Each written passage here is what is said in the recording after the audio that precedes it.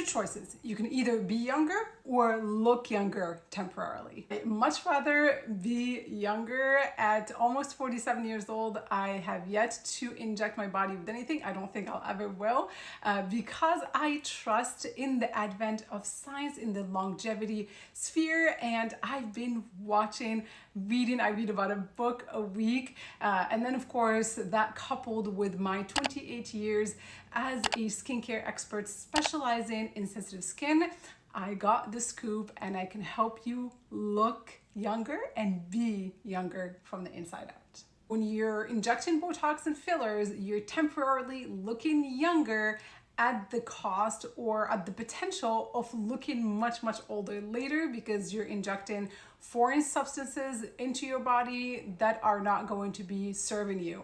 They're going to cause all kinds of lumps and bumps, and there's Botox resistance and all kinds of issues, which I talk about often. But right here and today, you will be learning how to start age reversal. Many leaders in the longevity space, researchers such as Harvard professor and researcher David Sinclair is now, I think, 20 or 30 years younger, and they can measure that with the length of his telomeres. Dr. Mark Hyman, Dave Asprey, there are so many at the forefront of this movement, and what I'll be teaching you is my adaptation of those techniques and those strategies and modalities to skincare. So once you start applying some lifestyle changes, sometimes they're so simple, you'll start seeing that the skin becomes more taut, more clear, tighter, more collagen, and so on and so forth. So in this video, let's talk about the strategies that I applied myself to reverse aging on my neck. I'm going to be 47 next month. My sister actually noticed when I was 43, so it's been 4 years now. I remember I visited her and she said, "What happened to your neck?" And I hadn't even realized, because I had just gone through a divorce. It was one of the most stressful times of my life, and I wasn't paying attention to my skin, and you know, stress really always does it for me. So anyways, I started showing really advanced signs of aging. I couldn't find that many pictures, but the ones I found I will post right here, so you can see the difference, the before and after. So now my neck is much tighter, much firmer, and that's because of 3 different strategies. If you're new here, my name is Nadia Ben-Shakroun. I am the founder of the beautydoctrine.com, home of functional beauty. I'm kind of liking the new t-shirt. And so functional beauty is a new principle that I founded and I created, and that is where I merge, skincare, diet, supplements, and of course, staying on top of the latest and greatest science in the longevity sphere to make our lives easier and to age better, healthily, without introducing all these foreign toxins that we're surrounded with into our bodies, which sometimes can have an immediate positive impact. So a lot of us look to fillers and Botox and lasers and all kinds of things to give us that immediate gratification, but we really are causing scarring in the skin. We're introducing, increasing that toxic load. There's just so much that can happen as a side effect to these substances that we don't necessarily see right away. So like I said before, at 43 years old and having been in the beauty industry since I was 18 years old, I had never used any tools on my face up to that point, to 43 years old. And I say this to tell you that it's never too late. So I get a lot of clients that see signs of aging in their 20s and 30s and they think it's too late. No, it's never too late. If you can reverse at 43, you can reverse at any age. So the first time that I actually experimented with red light therapy was at 43, and I could see phenomenal results in 2 months, and that led me to research even deeper. So I spent months and months going through all the studies, anecdotal evidence, learning everything there is to know about red light therapy, and I can tell you it is, in my view, the very best tool that you can have in your toolkit to de-age your skin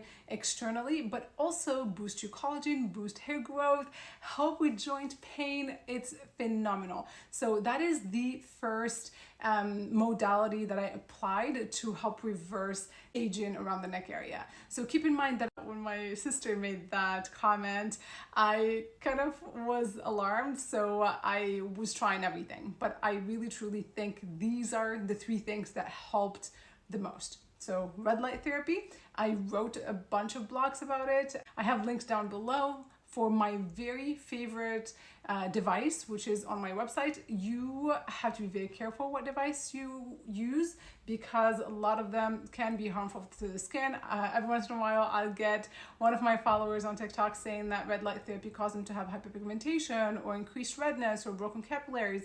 And that is when you're using either a cheap device that's poorly made, one that emits some type of heat, or you're overusing it. I know a lot of people start seeing results and then they overdo it, and that's a huge mistake because you can actually cause damage and reverse a lot of the improvement that you had before.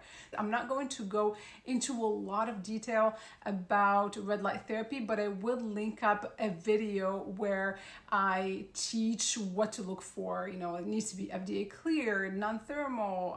It compares panels versus masks that you wear directly on the skin. It goes into how long you should be using red light therapy and all of that. So you can find that video. It's not very long. It's probably 10 to 15 minutes.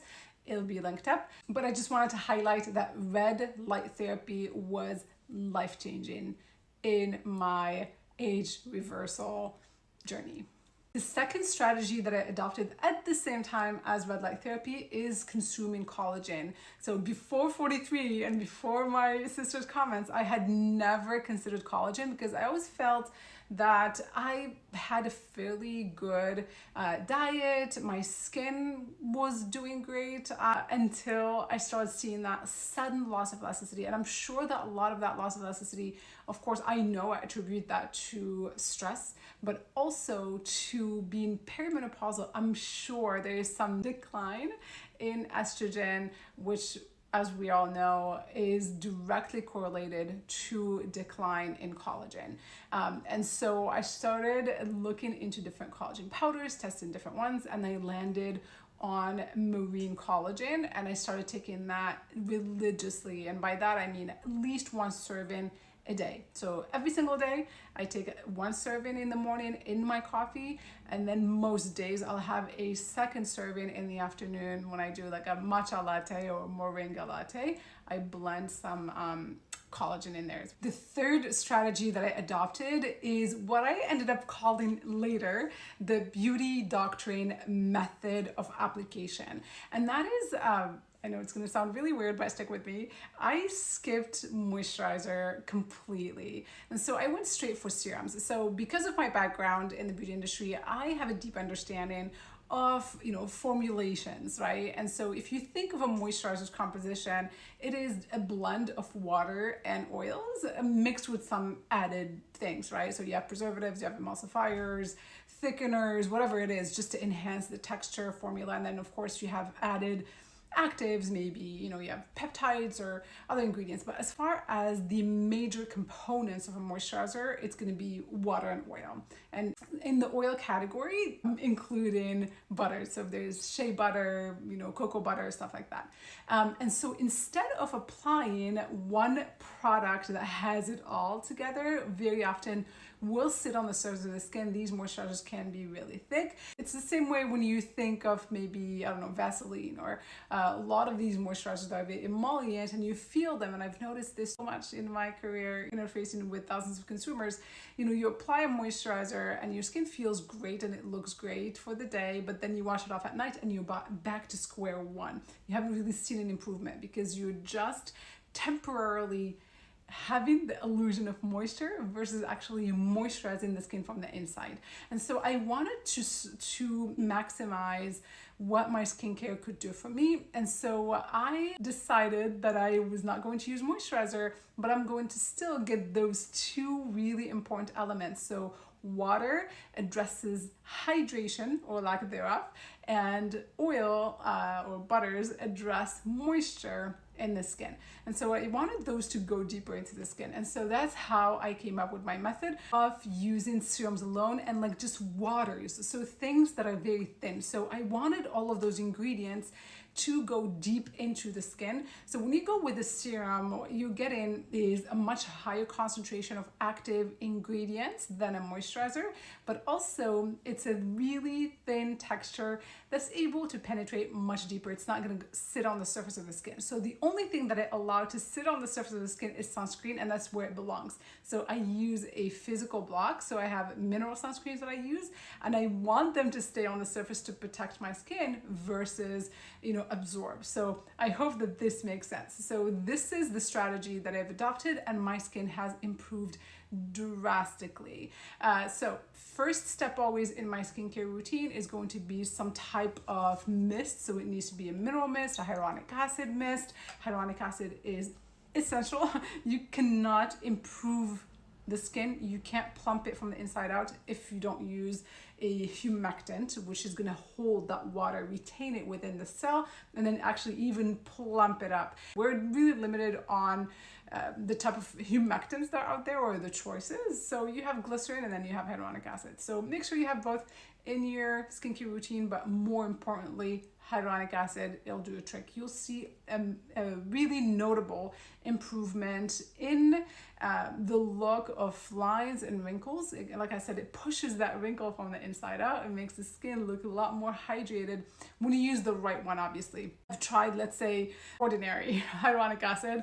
It is terrible. So it's like sticky and goopy. That's not going to go into the skin. So the entire purpose of my method is actually to have serums that are able to absorb. If you apply serum and you feeling it on the surface of the skin, it is not a good serum. You need for your serum, especially when it's hyaluronic acid, to just disappear in your skin. You just want to apply it and you want it gone. And that means it's going to go in and actually start working. It's going to plump that skin from the inside out.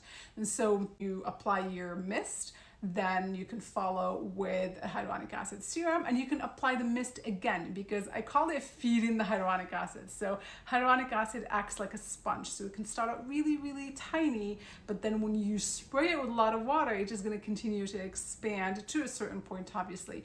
And so for those days that I really take time with my skin, I'll do my first mist to start. That's my first step.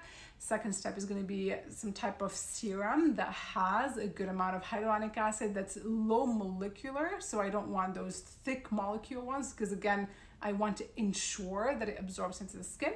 I'll give it another spray. So I'd like for the skin to be completely damp when I follow up with my oil-based serum. And the reason being, obviously when let's say you have water, let's pretend my hand is damp. Well, let's actually not pretend, let's dampen it.